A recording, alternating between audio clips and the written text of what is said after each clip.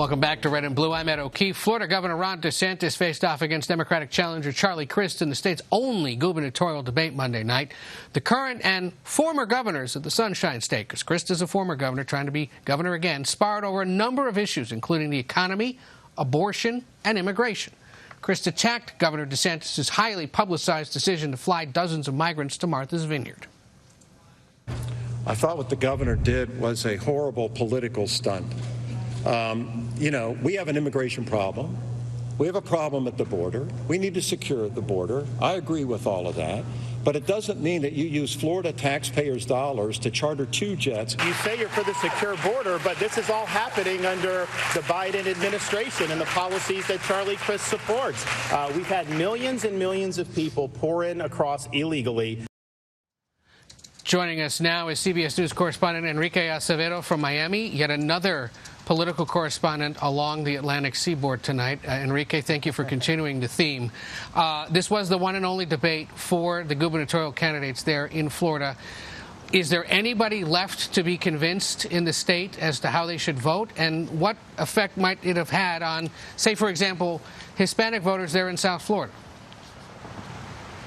Well, I think it's surprising for most people to realize that, according to many polls released this week, Governor DeSantis is a favorite among Latino voters in this state, Ed. Latino voters in Florida are probably the most diverse segment of the electorate, the most diverse group of Latinos in the entire country, really. You have representation, of course, from the very conservative Cuban-American community, but more and more Puerto Ricans that moved from the island to Florida after Hurricane Maria, people coming from Colombia, Venezuela, Nicaragua, Mexican Americans like myself. So it's a really interesting mix of Latino voters. And I think what is most interesting about that is that the state is less Cuban American, as Cuban American voters are diluted because of this surge in the number of new Latino voters from other countries. The state is trending even more conservative. So that's part of what we found out yesterday and through these polls this week, where Governor DeSantis is getting the majority of support from Latino voters. You know, there was a theory once the governor authorized these immigration trips to Martha's Vineyard that by targeting Venezuelans specifically, it could adversely affect his standing with the growing Venezuelan population there in South Florida. Have you seen any evidence of that, or does this poll that came out yesterday from our friends at Telemundo perhaps suggest it had no bearing on his support among Latinos in the state? Well, I think it remains to be seen, right? You're talking about Venezuelan Americans, for example, an important vote for President Trump in 2020. To give you an idea of how important that was, in 2016 in the city of Doral, which is a bastion of the Venezuelan American community, Hillary Clinton won by more than 40%. After engaging with the issue of Venezuela, inviting President Guaidó, the considered legitimate president of Venezuela by the Trump administration, to his State of the Union by promising to pressure the Maduro regime, Trump was able to flip that district, well, that city specifically, by 2%.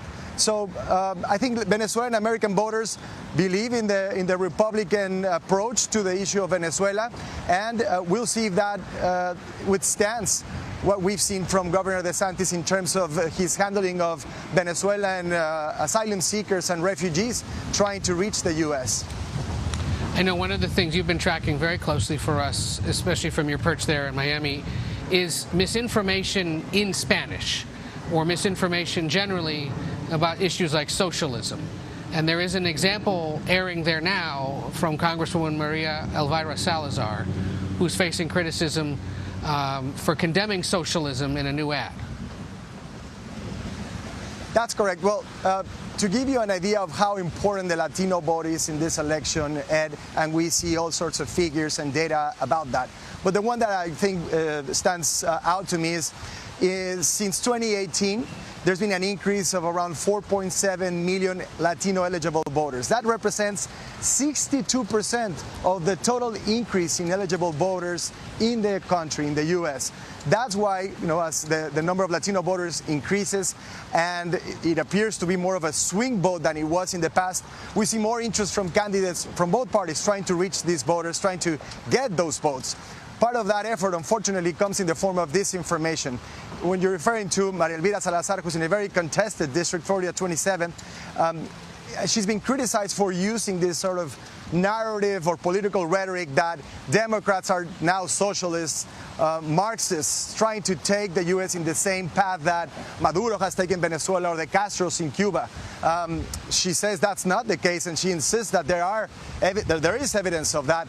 But of course, we see this very effective messaging around socialism go work with voters not just here in Florida, but well beyond the state.